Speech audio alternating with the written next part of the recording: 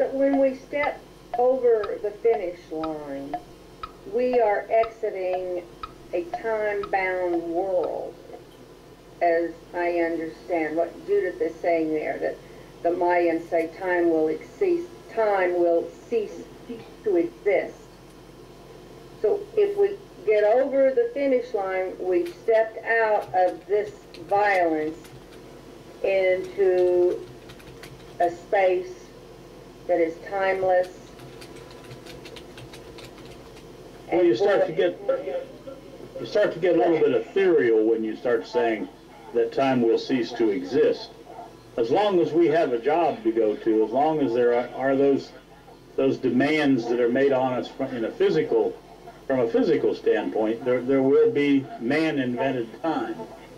If you're talking about moving outside of time, then perhaps that's true. That's a whole different set of conversations. But we need time as far as man-invented time, as long as we have a job, as long as we have commitments and airplanes and trains and planes and that kind of thing. But as I see it, all violence and all of our other iniquities are the result of time and the memory, and from time since we came on this earth and how we've learned to be. Well, there's for sure from thought, and thought is the inventor of time, and thought is the inventor of belief. Thought is the storehouse, if you will, of memory. So therefore, that's where all time and all belief lives, is in memory. So, Judith and Marilyn, what is it that you have seen about this conversation that we're having? To me, it's a hugely important conversation that we each realize that whatever there is on this planet, we are it. Whatever it is we observe is what it is that we are. The observer is the observed. The things that we are observing are those things of ourselves. So in the Krishnamurti sense, the observer is the observed. That which we are looking at, we are. Are you saying each one of us is a mirror? You are a mirror to me. If I look at you and see ugliness, even though you get better looking every day, then that means that I'm ugly? Is that what you're saying? Well, I mean, ugly is subjective, isn't it? Just like beautiful. I'm saying that if there's a killer, we're all killers. That's not quite as nice as you're trying to make it. I'm saying that what we observe on this planet is what it is that we are. I guess you could say that we're mirrors for each other, but that's kind of become a cliche, wouldn't you say? If I see a killer on TV that's just murdered her parents and her children, and I say there's a killer, and I say I'm a killer? Yes. Yes. Yes, I see her and I say there's a killer. And so a perfect question would be, what part of me is the same as her? Yes. And if you ask that question, you'll see it.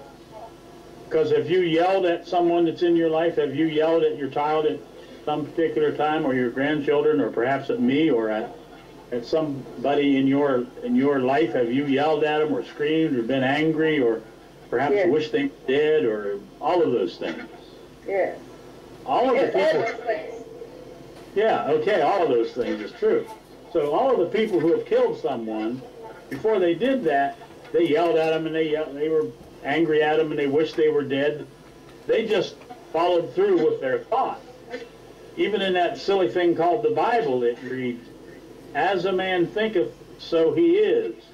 That means to say that whatever it is that you think is what it is that you are. So if you look at your husband or your child or whatever, and you say in some form of anger or jealousy, if you say, "I wish they were dead," or whatever that is, that's who it is that you are. You are the killer. You are the molester. We molest our children the minute we teach them to be polite. That's child molestation right there. I won't be too popular after that. So molesting our children is trying to guide them and teach them in the manner that we think is correct. And what we think is what we've been taught for thousands of years, to kill, to lie, to cheat. So we're molesting them when we teach them in the way of this consciousness. Is that correct? Exactly. If you can't say, we teach them, if you can't say something nice about somebody, don't say anything. We're so stupid. The children are not capable of lying, and we teach them not to lie. We tell them that by telling them to tell the truth.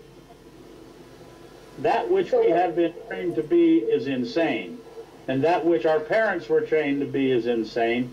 And insanity has been instructing insanity for millions of years. We're insane. So if I say the insane are us, what I should be saying is the insane are me.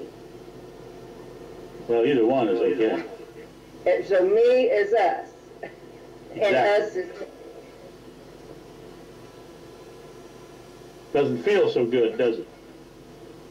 I mean, you'd rather that the dumb people be the dumb ones and the molesters be the molesters and the murderers be the murderers. You don't want to be them. You want to be the special one, the good girl, the one who knows everything, the one who can give advice to her children and grandchildren and have them be good people. Don't you see? So all of this is to feed our ego, our separateness. That somehow we are, like you said, special. We're not like that. We're encased in our ego, which blocks out everyone else. Yes, and the fact that we are always fighting to be individual and the fighting to be separate means to say there are no individuals. There's only the collective. We are only now the collective because thinking is thinking us. I'm suggesting that the possibility to become individuals only lives in the seeing that we are the collective, that thinking is thinking us.